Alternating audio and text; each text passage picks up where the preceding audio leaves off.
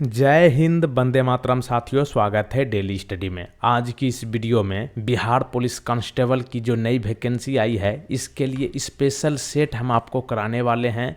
यहां से आपको डायरेक्ट एग्जाम में क्वेश्चंस फंसने वाला है। तो दोस्तों, आप लोग इस सेट को मिस मत कीजिएगा, क्योंकि इसमें हम आपको बहुत ही बेस्ट लेवल का क्वेश्चंस सेट करके कराने वाले हैं। तो आप लोग देखकर ही समझ जाइएगा कि यहाँ पर क्वेश्चंस का लेवल जो है किस तरह से यहाँ पे आपको करवाया जाएगा। तो चलिए शुरू करते हैं। और आपको बता दें, इस वीडियो का डिटेल्स में पीडीएफ आंसर के साथ आप लोग ज़रूर ले लीजिएगा अपना वेबसाइट पर जाकर, या फिर टेलीग्राम चैनल ज्वाइन करके। वहाँ पे आपको ये पीडीएफ जो है मिल जाएगा। तो चलिए शुरू करते हैं आज का ये सेट स्पेशल जो कि बिहार पुलिस के लिए है। तो पहला प्रश्न आपके स्क्रीन पर है, तिलैया बांध ये किस नदी पर निर्मित है? दोस्तों, आपको बता दें, अगर आप लोग आंसर जानते हैं तो नीचे कमेंट बॉक्स में फटाफट लाइव चैट बॉक्स में आंसर कर सकते हैं। तिलैया बांध जो है ये अपना झारखंड राज्य यहीं पर है, ठीक ना, झारखंड राज्य में है तिलैया बांध। बताइए ये किस नदी पर है? तो देखिए, यहाँ पे आंसर हम आप लोग को बता देते हैं। अगर आंसर आप लोग यहाँ पर बराकर नदी को किए हैं तो बिल्कुल सही है, ऑप्शन नंबर ए। देखिए, आपको बता दे, ये एक नदी का नाम है बराकर नदी, ठीक है। आप सोच रहे होंगे कि ये बराकर नदी कौन है? तो ये बराकर नदी जो है दामोदर नदी की सहायक नदी है, ठीक है। तो यहीं पर जो है तिलैया बांध दामोदर नदी की सहायक नदी बराकर नदी पर झारखंड के कोडरमा जिले में बनाया गया है। तो यहाँ पे आपको इसलिए इस प्रश्न को ध्यान रखना है, क्योंकि झारखंड जो है बिहार का पड़ोसी राज्य है। एक ज़माने में झारखंड बिहार का ही भाग हुआ करता था, इसलिए आस पड़ोस के क्वेश्चन जो है पूछ लेते हैं बिहार पुलिस कांस्टेबल के एग्जाम में। और यहाँ पे एक बात बता दूँ, दामोदर नदी जो है, दामोदर नदी, जैसे कि मैं आपसे पूछूं कि बिहार का शोक किस नदी को कहा जाता है, तो आंसर आप लोग क्या करेंगे? कोसी नदी।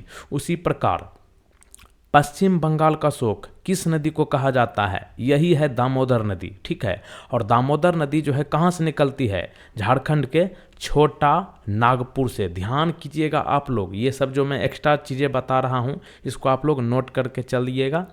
दामोदर नदी जो है झारखंड के छोटा नागपुर से निकलती है। और यहाँ पे आपको ये प्रश्न को ध्यान रख लेना है, तिलैया बांध जो है बराकर नदी पर झारखंड के कोडरमा में स्थित है। चलिए आगे चलते हैं। भारत और पाकिस्तान के विभाजन के बाद किस वायसराय को भारत का गवर्नर जनरल चुना गया था? क्या है प्रश्न? भारत और पाकिस्तान के जब विभाजन हुआ था उसके बाद किस वायसराय को भारत का गवर्नर जनरल चुना गया था? तब तक आप लोग आंसर कीजिए। हम थोड़ा जो है पेन का रंग चेंज कर लेते हैं, ये प्रश्न में जाकर के मिल जाता है।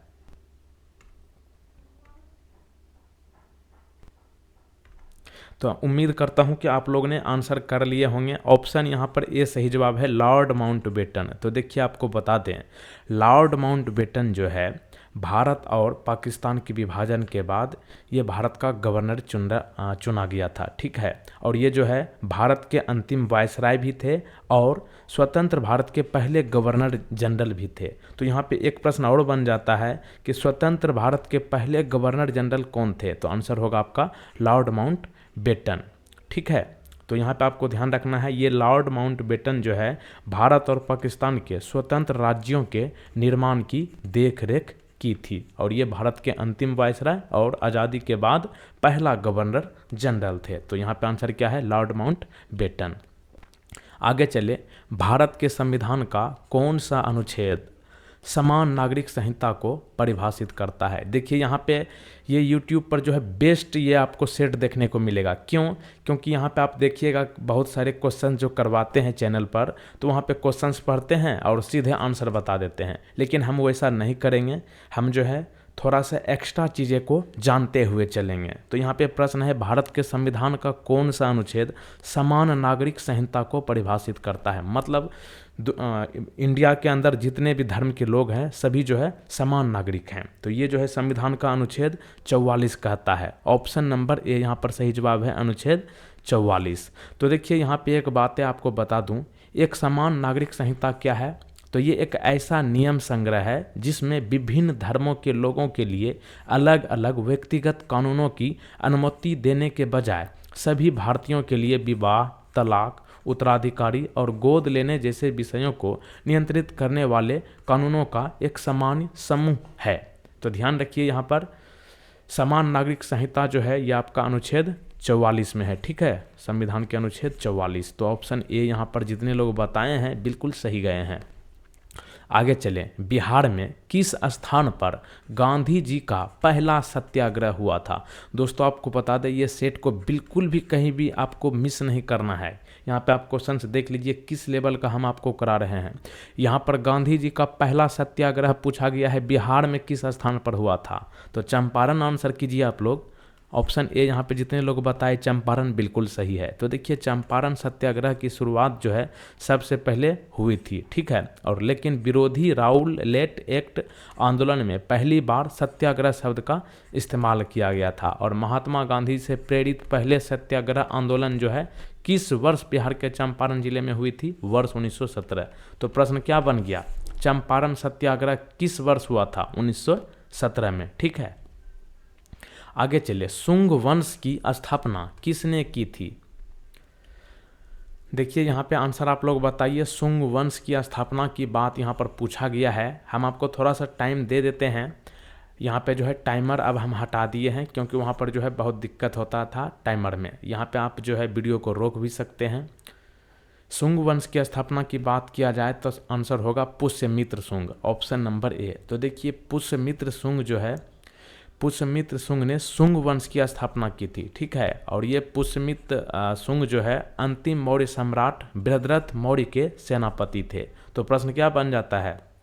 पुष्यमित्र शुंग जो है किसका सेनापति थे? तो अंतिम मौर्य सम्राट बृहद्रथ मौर्य के, ठीक है। एक प्रश्न ये भी बन गया कि अंतिम मौर्य सम्राट कौन थे? बृहद्रथ थे।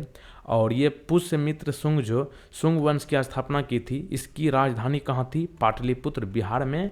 लेकिन कुछ समय के बाद जो है इसे मध्य प्रदेश के विदिशा में स्थानांतरित कर दिया गया था। तो यहाँ पे ऑप्शन ए सही जवाब है। पुष्यमित्र शुंग जो है शुंग वंश की स्थापना की है।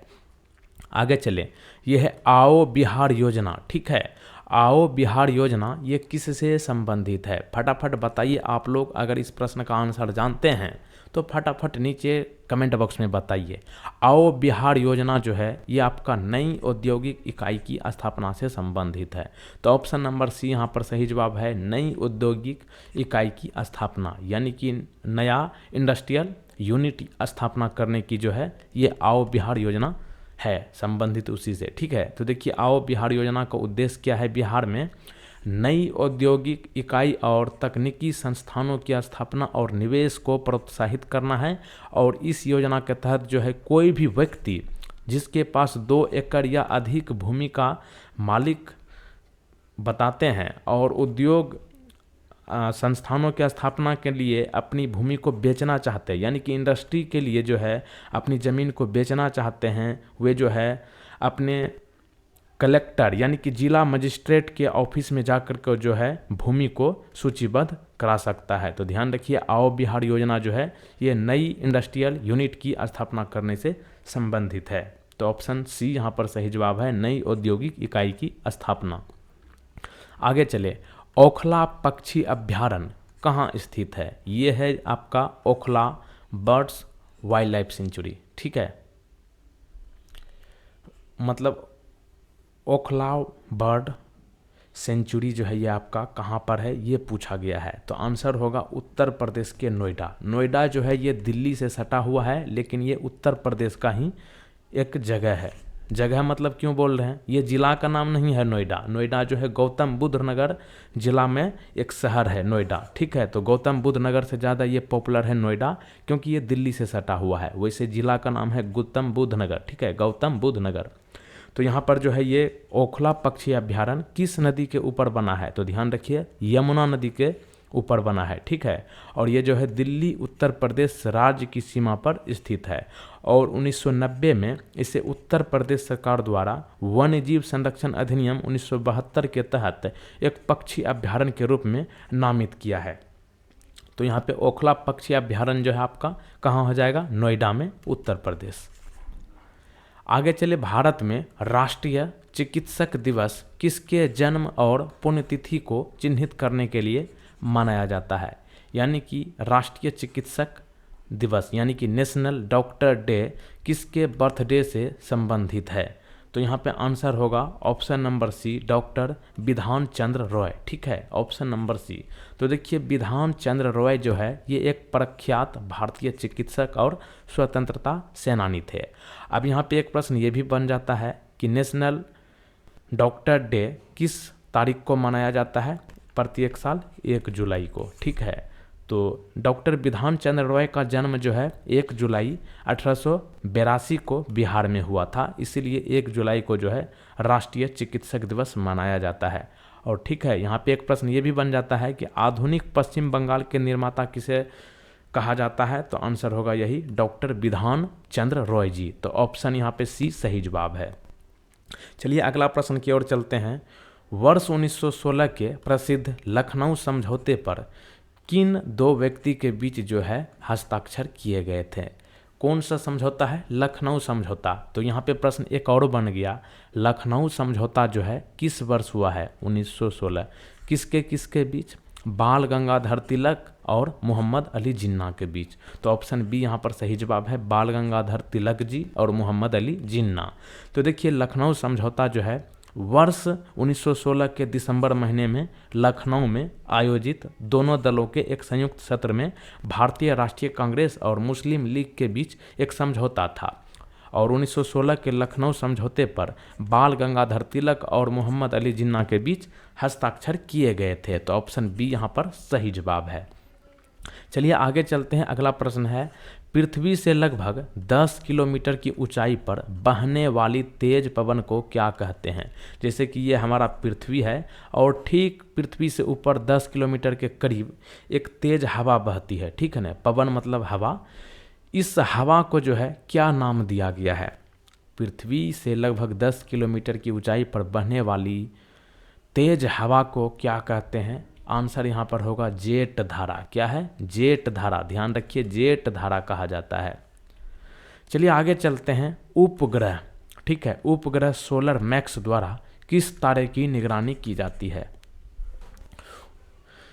उपग्रह सोलर मैक्स द्वारा किस तारे की निगरानी की जाती है? आंसर होगा सूर्य यानी कि सन की। तो देखिए आपको बता दें, सूर्य की निगरानी जो है उपग्रह सोलर मैक्स द्वारा की जाती है। किसके द्वारा की जाती है सूर्य की निगरानी? उपग्रह सोलर मैक्स द्वारा। ठीक है, सोलर मैक्सिमम मिशन सैटेलाइट, इसे सोलर मैक्स के नाम से जाना जाता है और इसको जो है 14 फरवरी 1980 में लॉन्च किया गया था। अब यहाँ पे एक प्रश्न और बन जाता है कि चंद्रमा पर उतरने वाला पहला मानव मिशन कौन था? तो ये था आपका अपोलो 11, अपोलो 11। ये किसका था ये मिशन? संयुक्त राज्य का। ठीक है, संयुक्त राज्य अमेरिका का। तो ध्यान रखिए, सूर्य का जो है निगरानी कौन करता है? उपग्रह सोलर मैक्स। आगे चले। केंद्र के चारों ओर सूर्य और सौर मंडल की कक्षीय चाल क्या है? केंद्र के चारों दिशाओं में जो है सूर्य और सौर मंडल की कक्षीय चाल पूछा गया है। स्पीड बताइए फटाफट। तो यहाँ पे ऑप्शन नंबर ए सही जवाब होगा। 250 किलोमीटर प्रति सेकेंड जो है आपका आंसर होगा। तो देखिए केंद्र के चारों ओर सूर्य और सौर मंडल की कक्षीय गति जो है 250 किलोमीटर प्रति सेकेंड है। और यहीं पे एक प्रश्न और बन जाता है कि सूर्य के चारों ओर पृथ्वी की कक्षा की गति कितना किलोमीटर प्रति सेकेंड है? तो आंसर होगा 30 किलोमीटर प्रति सेकेंड। चलिए आगे चलते हैं। भारत के तीसरे राष्ट्रपति कौन थे? जैसा कि आप लोग जानते हैं भारत के पहले राष्ट्रपति अगर मैं आपसे पूछता तो आंसर तुरंत कर देते, डॉक्टर राजेंद्र प्रसाद। ठीक है, लेकिन यहाँ पे क्या पूछा गया है? भारत के तीसरे राष्ट्रपति। तो यहाँ पे आंसर जो है बी नंबर होगा। डॉक्टर जाकिर हुसैन जो है भारत के तीसरे राष्ट्रपति थे और पहला जो है आपका डॉक्टर राजेंद्र प्रसाद थे जो कि बिहार से ही थे। तो यहाँ पे आंसर कीजिए डॉक्टर जाकिर हुसैन। एक प्रसिद्ध प्रदूषक फ्लाई ऐश, क्या है फ्लाई ऐश? जैसे हिंदी में राख कहते हैं किसी भी चीज़ का जला हुआ, लकड़ी कोयला वगैरह से जला हुआ चीज़ों को जो है क्या कहते हैं? राख। तो ये जो है राख किसके द्वारा उत्पादित होता है? इन ऑप्शंस में से देख करके बताइए। ये राख जिसे कि फ्लाई ऐश कहा जाता है, ये किसके द्वारा उत्पन्न होता है? तेल रिफाइनरी, उर्वरक संयंत्र, सीमेंट कारखाना या फिर ताप विद्युत संयंत्र। तो आंसर होगा thermal power plant. Thermal power plant को हिंदी में जो है ताप विद्युत संयंत्र कहते हैं। तो ऑप्शन नंबर डी यहाँ पर सही जवाब होगा, ताप विद्युत संयंत्र। तो देखिए ताप विद्युत संयंत्र को जो है इंग्लिश में थर्मल पावर प्लांट कहते हैं, और ये जो है कोयला और अन्य औद्योगिक बॉयलरों के दहन के कारण जो है फ्लाई ऐश का उत्पादन होता है, यानी कि राख का उत्पादन होता है। ये आमतौर पर जो है कोयला आधारित बिजली संयंत्रों से उत्पादित होता है। तो ऑप्शन यहाँ पर डी सही जवाब है, ताप विद्युत संयंत्र। चलिए आगे चलते हैं। अगला प्रश्न आपकी स्क्रीन पर है, स्टैचू ऑफ लिबर्टी निम्न में से किसके द्वारा संयुक्त राज्य अमेरिका को उपहार में दिया गया था?